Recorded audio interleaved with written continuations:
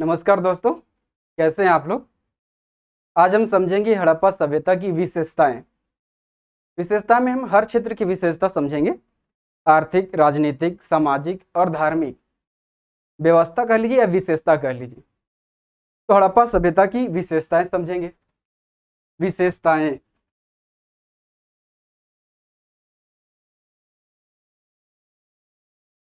विशेषता में हर क्षेत्र की विशेषता हम देखेंगे या व्यवस्था भी कह सकते हैं। व्यवस्था, इसमें हम देखेंगे आर्थिक व्यवस्था कैसी थी हड़प्पा वासियों की। राजनीतिक व्यवस्था कैसी थी हड़प्पा वासियों की। राजनीतिक व्यवस्था, उनकी सामाजिक व्यवस्था कैसी थी। सामाजिक व्यवस्था और राजनीतिक व्यवस्था, राजनीतिक तो पढ़ ली। तो उसके बाद धार्मिक, सामाजिक, धार्मिक, धार्मिक व्यवस्था कह सकते हैं, धार्मिक जीवन हड़प्पा वासियों की। तो विशेषता में हम इन्हीं बिंदुओं पर बात करेंगे। इसमें हम एक एक करके समझने की कोशिश करते हैं। पहले हम समझे आर्थिक व्यवस्था कैसी थी हड़प्पा वासियों की। तो आर्थिक व्यवस्था, आर्थिक व्यवस्था या विशेषता कह लीजिए,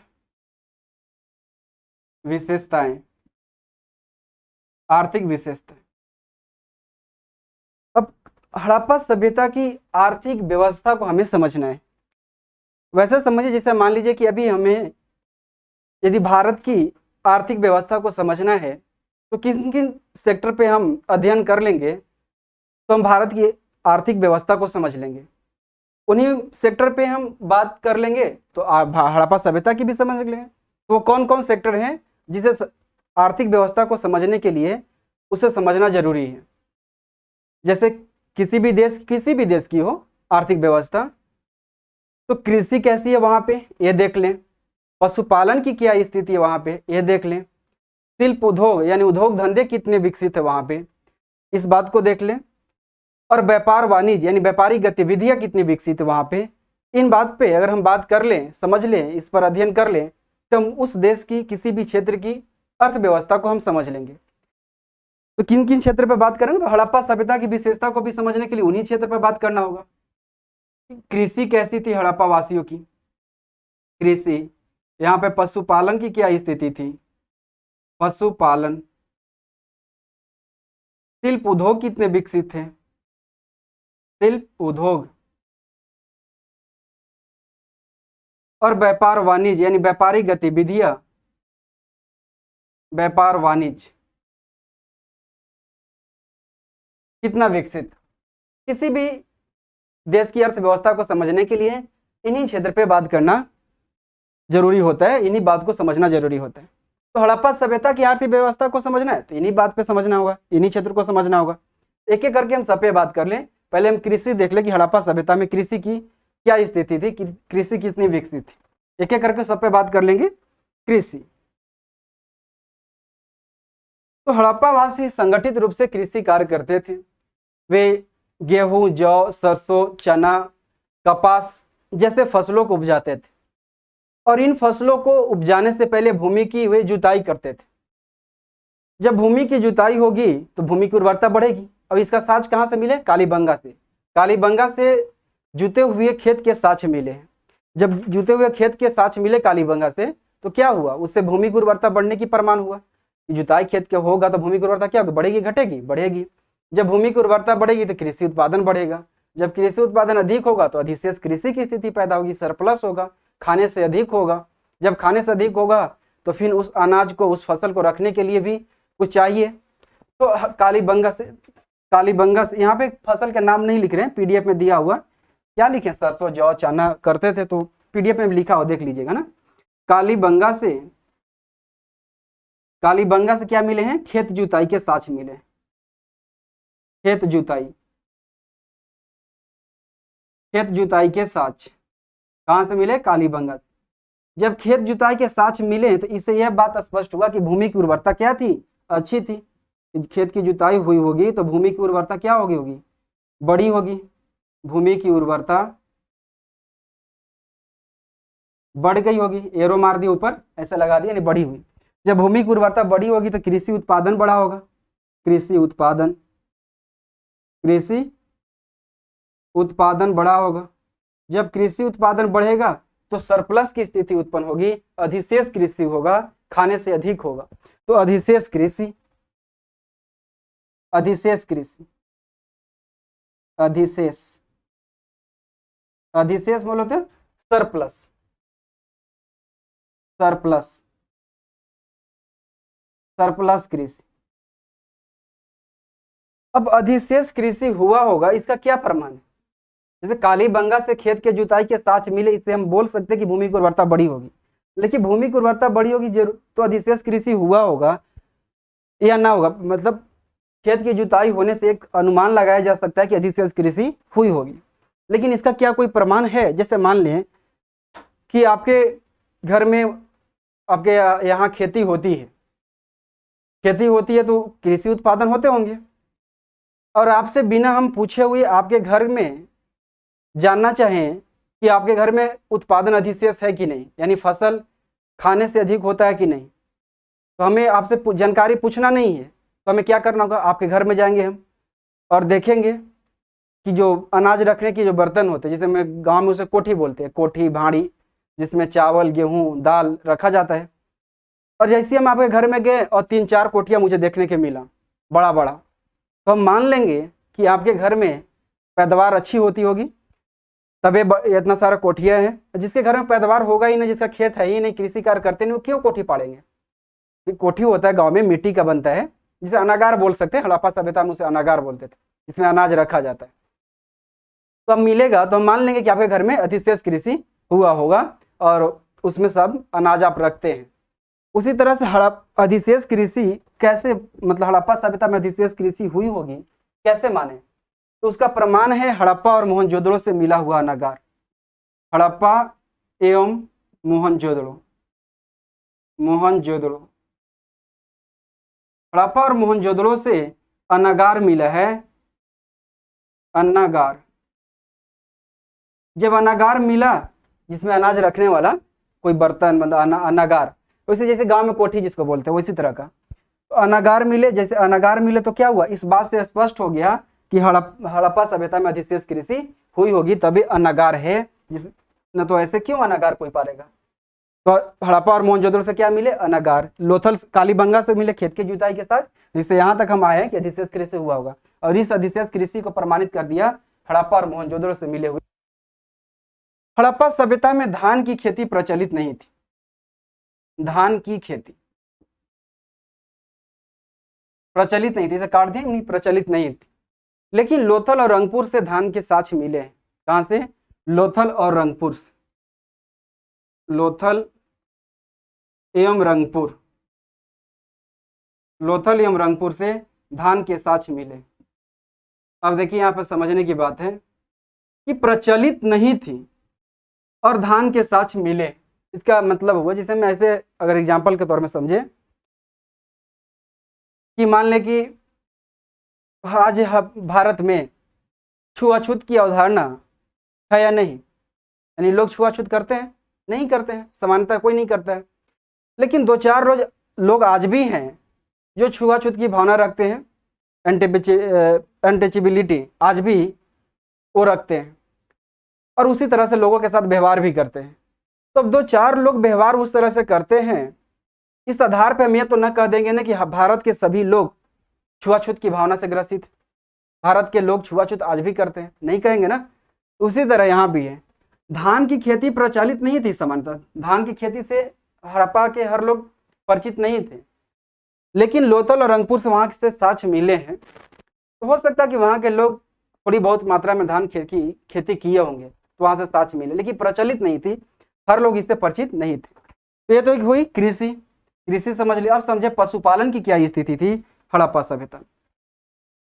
पशुपालन, तो हड़प्पावासी कृषि कार्यों के साथ साथ पशुपालन का भी कार्य करते थे।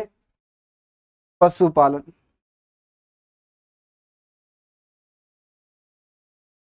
तो कृषि कार्यों के साथ साथ पशुपालन का भी कार्य करते थे।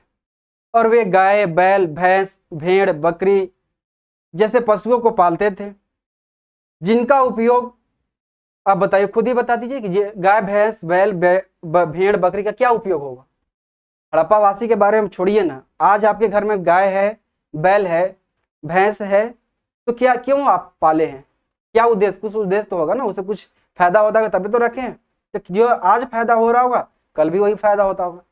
आज गाय दूध देती है, कल भी दूध देती होगी और आगे भी दूध देगी, है ना? तो वही फायदा होगा जो आज है। तो गाय पालते थे तो क्या होगा, गाय का क्या फायदा होता होगा? गाय, बैल क्यों पालते थे वे? जो आज लोग पालते उसीलिए वहां उस समय भी पालते होंगे, गाय, बैल, भैंस, भेड़, बकरी और हाथी, ऐसे अन्य पशु को भी पालते, गधे भी पालते थे। अब समझिए, गाय कोई पालेगा तो क्या करेगा? गाय क्या कर देगी? दूध देगी। दूध देगी तो दूध पियेंगे लोग, आज भी पीते, उस समय भी पीते थे। दूध से दही बनेगा और दही से क्या होगा? आगे माठा भी बनेगा, यानी दूध से जुड़ी हुई अन्य सामग्रियां भी बन जाएगी, है ना? तो दही से माठा बनाने के समय में क्या होता है? घी भी निकल जाता है, तो घी भी बन जाएगा, यानी बटर निकलता है, बटर से घी बनता है। और क्या, गाय का भी और क्या प्रयोग होता है? क्या उपयोग करते हैं? मांस के लिए करते हैं। हम गाय का मांस खाते भी हैं, ठीक है? मतलब सभी लोग नहीं खाते, मगर हाँ उस समय भी लोग खाते थे गाय, आज भी खाते हैं। कोई खा रहे, आदमी ही खा रहे ना, तो मांस खाते हैं। यहाँ पे हिंदू मुस्लिम करके नहीं समझिएगा, यहाँ राजनीति नहीं हो रहा, हम लोग समझने के लिए यहाँ पे आए हैं। आप समझने के वीडियो देख रहे हैं, मैं आपको समझा रहा हूँ, ठीक है? तो मांस उस समय भी लोग बीफ खाते थे, आज भी लोग खाते हैं, ठीक है? अब बताइए, गाय से क्या होगा? गाय की जो चमड़ी होती है, स्किन, उससे बहुत सारा चर्म सामग्रियां भी बनती हैं, उस समय भी बनते हैं। जैसे आज बेल्ट है, पर्स है, जूता भी चमड़ी के बनते हैं, चमड़ा का। और अन्य भी सामग्रियां बहुत सारी हैं जो चर्म सामग्रियां है, उसमें चर्म का, यानी गाय भैंस का जो है चमड़ी का उपयोग किया जाता है। तो चर्म सामग्रियां आज भी बनती है, उस समय भी बनते हैं। चर्म सामग्री आज है कि थोड़ा मॉडिफाई हो गया है, एक से एक नया नया उसमें तकनीक उपयोग करते हैं। बैल का उपयोग क्या करेंगे? बैल दूध तो नहीं देती है? तो बैल का क्या होगा? हम खेत जोतेंगे, हल जोतेंगे, है ना?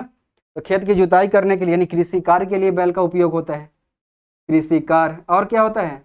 बैल से बैलगाड़ी बनता था, बैलगाड़ी, बैलगाड़ी। और बताइए, बैलगाड़ी आज है कि नहीं? आज भी गांव में होगा। आज से 10 साल पहले तो बैलगाड़ी हर गांव में 1-2-4 मिल ही जाता देखने को। बैलगाड़ी पे चढ़े हैं? मैं तो चढ़ा हूँ, शायद आप लोग भी चढ़े होंगे। बैलगाड़ी से बारात भी मैं गया हूँ, शायद आप लोग भी गए होंगे। इसे कितना 8-7-10 साल पहले गांव में, हर गांव में 1-2 बैलगाड़ी देखने को मिल जाता था। लेकिन हड़प्पा सभ्यता में बैलगाड़ी ही प्रचलित थी, वहाँ पे बस और ट्रक नहीं चलते थे, ठीक है? तो बैलगाड़ी। अब भैंस का क्या उपयोग होगा? भैंस का वही उपयोग होगा जो गाय का होगा। गाय भी दूध देती है, भैंस भी, उसका भी मांस खाएंगे हम, अन्न भी बनेगा। भेड़ है तो भेड़ का क्या होगा?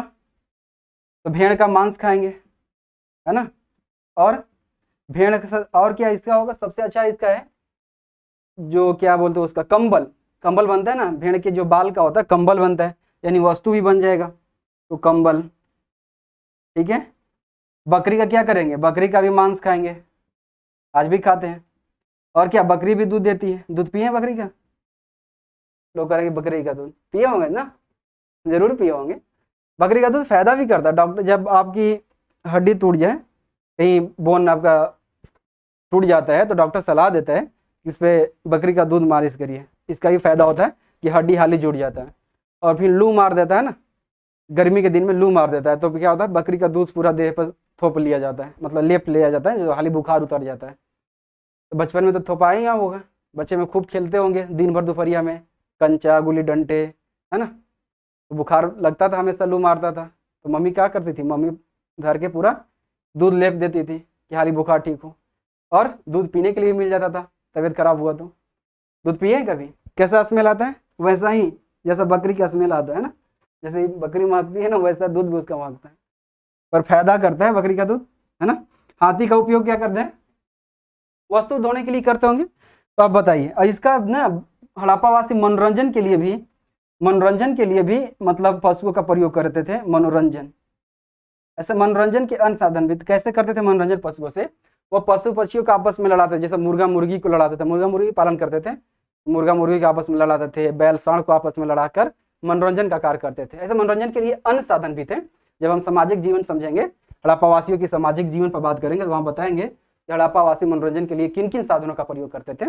लेकिन मनोरंजन के लिए वो इस पशु पक्षी के लड़ाते भी थे मनोरंजन के लिए। तो आपको रिलेट करिए कि हड़प्पावासी कृषि कार्यों के साथ साथ पशुपालन का भी कार्य करते थे, और वे गाय बैल भैंस भेड़ बकरी आदि पशुओं को पालते थे, जिनका उपयोग भोजन आवश्यकताओं की पूर्ति के साथ साथ कृषि कार्यों हेतु परिवहन के लिए, बैलगाड़ी तो परिवहन होगा, परिवहन के लिए विभिन्न वस्तुओं जैसे चर्म सामग्री वस्त्र के निर्माण और मनोरंजन के लिए किया करते थे। हड़प्पावासी घोड़े से परिचित नहीं थे। घोड़े, हड़प्पावासी घोड़े से परिचित नहीं थे, यानी घोड़ा से परिचित नहीं थे। आप मोहनजोदड़ो मूवी देखें, इससे पीछे वाला वीडियो में हम बोले थे कि मोहनजोदारो जो मूवी है, कृतिक रोशन हीरो है, उसमें देख लीजिएगा, क्योंकि हड़प्पा सभ्यता पर ही बना हुआ है, बढ़िया मूवी है, सब चीज़ दिखाने की उसमें कोशिश किया हुआ। उसमें क्या है, जब मोहनजोदड़ो में जाते हैं ऋतिक रोशन व्यापार के लिए, तो वहाँ पे व्यापारिक मेला लगा रहता है, तो उसमें कोई घोड़ा बेचने के लिए लाता है हड़प्पा सभ्यता में, मतलब उस एरिया में, लेकिन उस वहाँ के लोग उससे परिचित नहीं थे। तो ऋतिक रोशन देख के मतलब अचंभा में रह जाते कि ये कौन सा जानवर है। तो फिर पूछते हैं कि कौन सा जानवर है, तो क्या बोलती है लड़की जो लेके जाती है घोड़ा लेके जाती रहती है, बोलती है घोड़ा, थोड़ा जोड़ देती है उस पर ना। डायरेक्टर जो है उस पर जो राइटर था वो जोड़ देना चाह रहा था कि घोड़ा से परिचित नहीं थे लोग, लेकिन फिर भी लोथल, कालीबंगा और सुरकोटदा से घोड़े के अस्थियों के साक्ष्य मिले हैं। याद रखिएगा कि यहाँ से घोड़े की अस्थियों के साक्ष्य मिले हैं। हो सकता है कि आया होगा कहीं से, घोड़ा यहाँ पे मर गए होंगे, उसका हड्डी मिला होगा, लेकिन समानता घोड़े से परिचित नहीं था हड़प्पावासी। तो ये होगा पशुपालन। अब हम समझे शिल्प उद्योग कितने विकसित है हड़प्पा सभ्यता में। ठीक है, देखिए ये सारा कोई हम ज़्यादा डीप में नहीं सब हो रहा है, इसलिए एक्सप्लेन कर दे रहा हूँ ठीक से। देखिए जो आप बुक पढ़ते हैं उसी सारा बुक उसमें भी दिया हुआ है। समानता जो है लोग हैं एसएससी जब जनरल कंपटीशन की तैयारी करने वाले लुसेंट पढ़ते हैं ना, तो ये लुसेंट में हर चीज़ मिल जाएगा, बस उसी चीज़ को हम एक्सप्लेन यहाँ पे कर दे रहे हैं ताकि रटने ना पड़े आपको, है ना। ठीक है, अब हम समझें शिल्प उद्योग। शिल्प उद्योग रटेंगे, टाइम भी ज़्यादा लगेगा और बार बार भूलेंगे, लेकिन समझ लेंगे तो 2 घंटा 3 घंटा के वीडियो पर लाइन देखने पड़ जाए, मगर एक बार देख लेंगे तो बहुत सारे चीज़ याद रहेंगे और भूलिएगा नहीं, क्योंकि कहानी की तरह जब समझा जाता है तो कहानी की तरह याद हो जाता है ना। ठीक है, अब शिल्प उद्योग की बात करें तो इससे पीछे वाला वीडियो में पार्ट 1 में हम बताए थे कि वहाँ हड़प्पा सभ्यता में मकान जो थे पक्की ईंटों से बनाए जाते थे। तो मकान पक्की ईंट से बने, इसका मतलब है कि ईंट पकाने के लिए उद्योग रहे होंगे। जैसे आज मकान पक्की ईंट से बनते हैं, तो ईंट पकाने के लिए ईंट भाटा है जिसमें हम ईंट पकाते हैं। उसी तरह से हड़प्पा सभ्यता में मकान पक्की ईंट से बनना था, इसका मतलब है कि ईंट को पकाने के लिए ईंट उद्योग रहे होंगे। और इसी तरह से हड़प्पावासी को देखा जाए कि वस्त्र उपयोग करते थे, वो सूती वस्त्र और ऊनी कपड़ों का प्रयोग करते थे, इसका मतलब है कि वस्त्र उद्योग भी रहे होंगे। और मृदभांड उद्योग और विभिन्न आभूषण धारण करते थे, इसका मतलब आभूषण बनाने के भी उद्योग रहे होंगे। तो शिल्प उद्योग में बात करें तो हड़प्पा सभ्यता में बने हुए पक्की ईंटों के मकान ईंट उद्योग की उपस्थिति को सूचित करता है। तो उनके द्वारा धारण किए जाने वाले सूती कपड़े और ऊनी कपड़े वस्त्र उद्योग की उपस्थिति को सूचित करते हैं।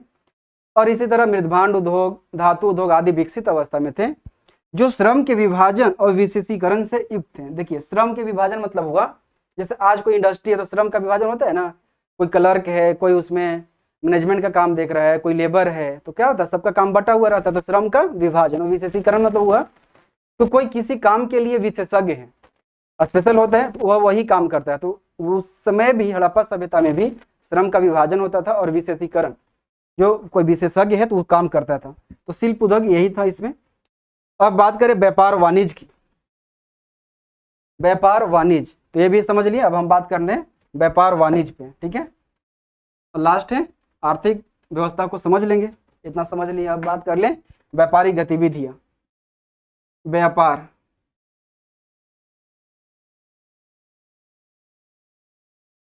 व्यापार वाणिज्य। व्यापार वाणिज्य में अगर बात करें तो व्यापार होगा तो क्या होगा, व्यापार में क्या होता है, लेन देन होता है, यानी आयात निर्यात होता है।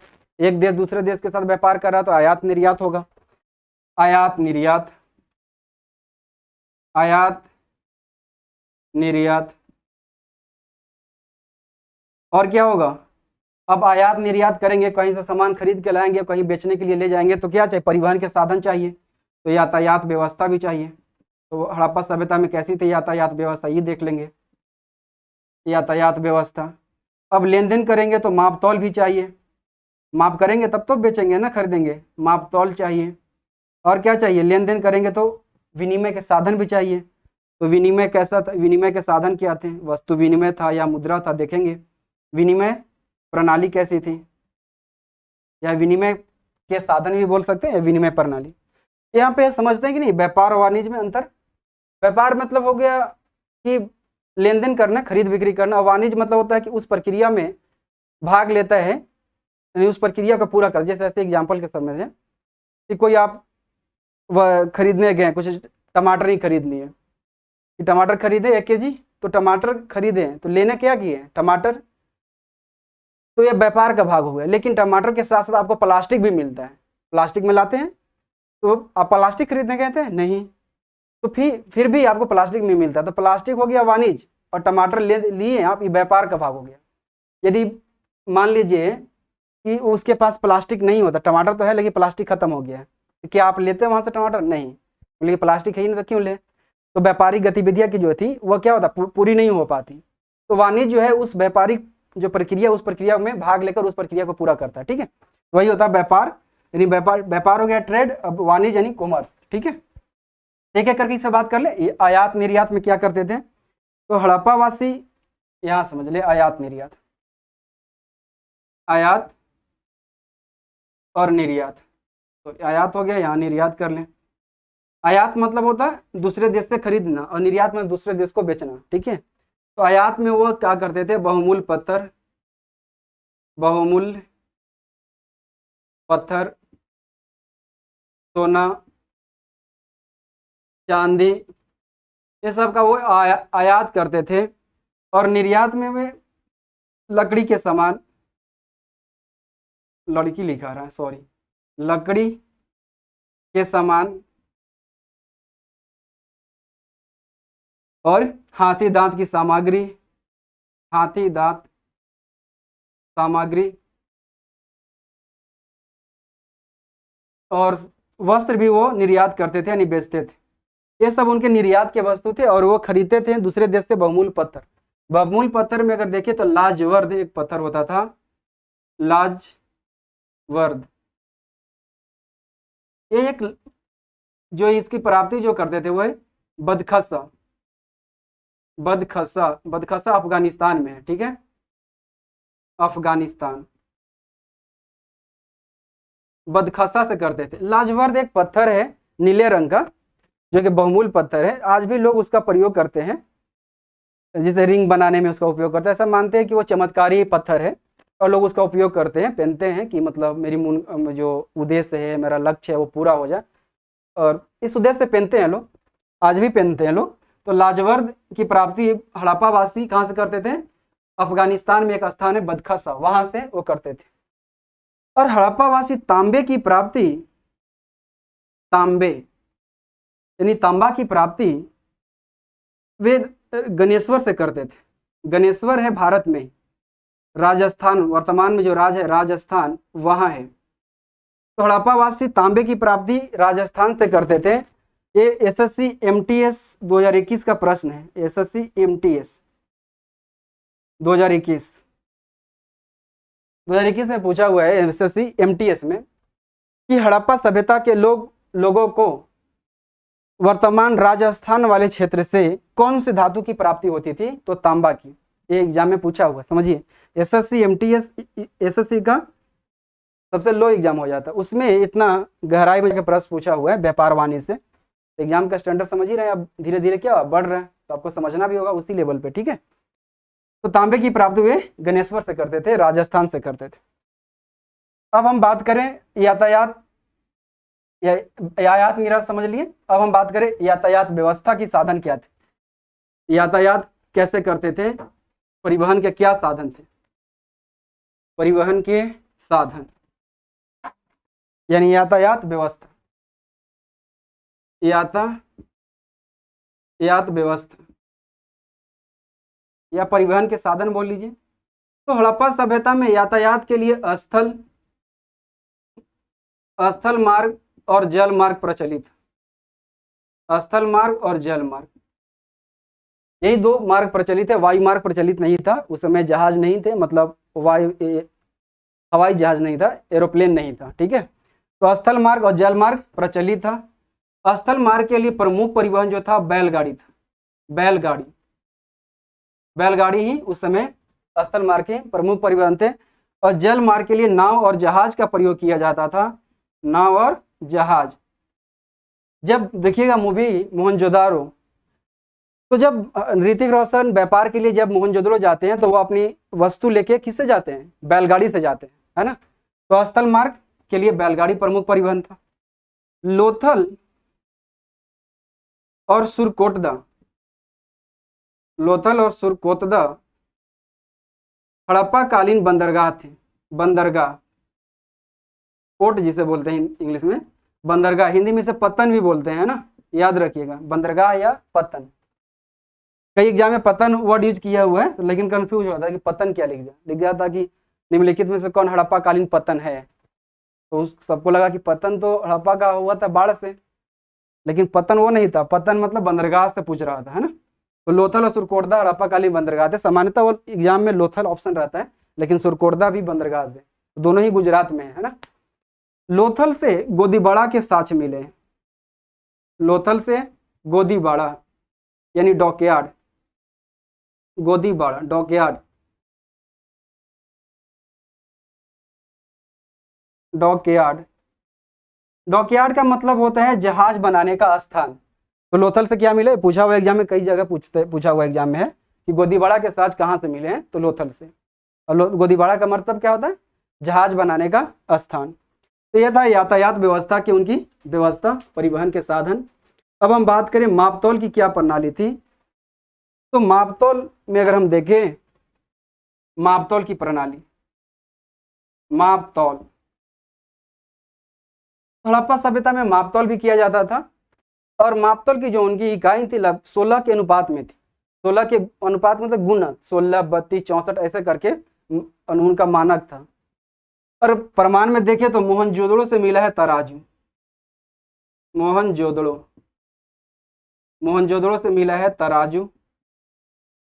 और लोथल से मिला है हाथी दांत का स्केल, लोथल से हाथी दांत का स्केल, हाथी दांत का स्केल, हाथी दांत स्केल, ये हड़प्पावासी के मापतौल की प्रणाली थी।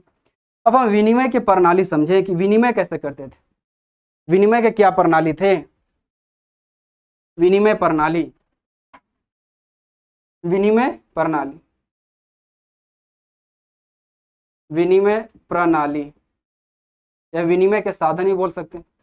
विनिमय के लिए वस्तु विनिमय प्रचलित थी हड़प्पा सभ्यता में, वस्तु विनिमय,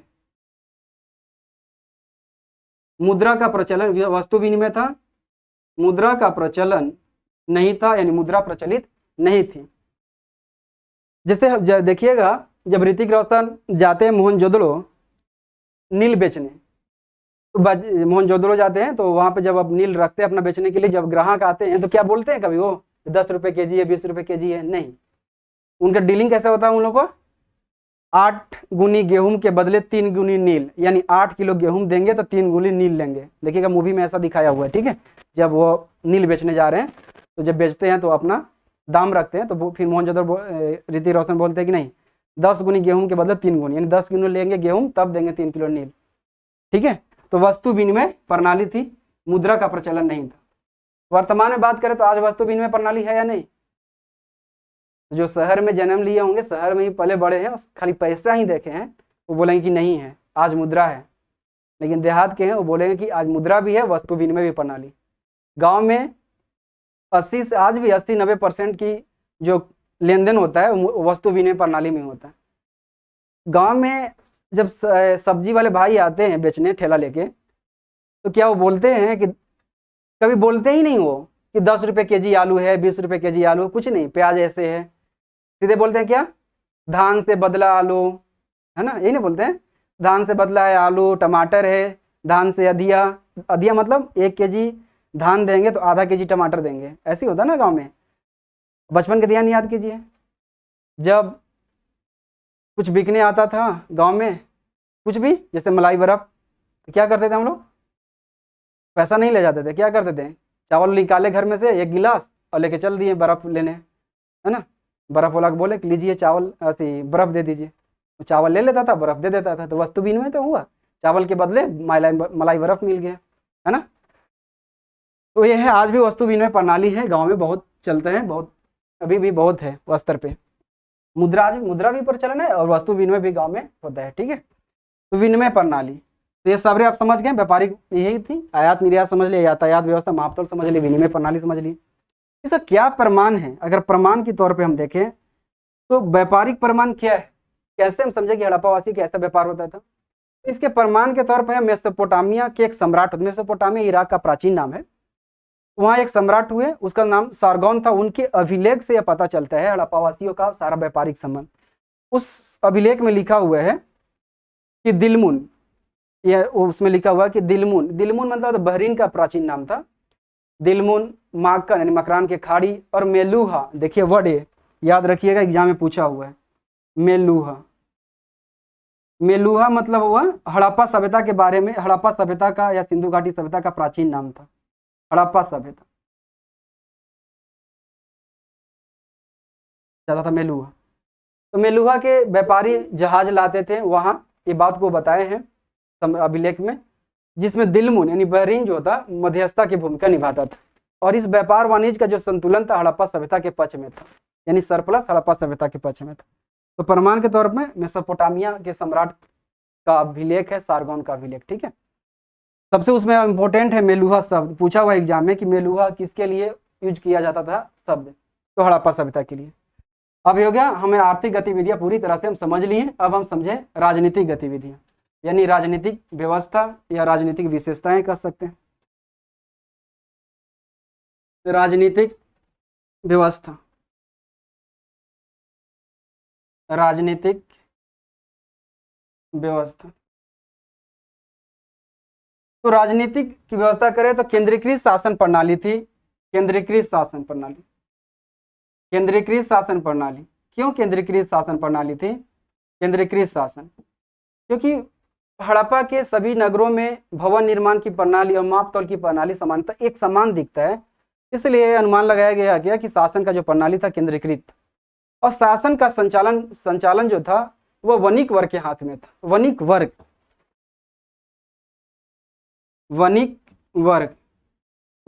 के हाथ में था। वणिक वर्ग मतलब वह वर्ग जो व्यापार के माध्यम से, व्यवसाय के माध्यम से अपने जीवन चलाता है, जीविकोपार्जन चलाता है, यानी व्यापारी। तो हड़प्पा सभ्यता में जो शासन का संचालन था व्यापारी वर्ग के हाथों में था।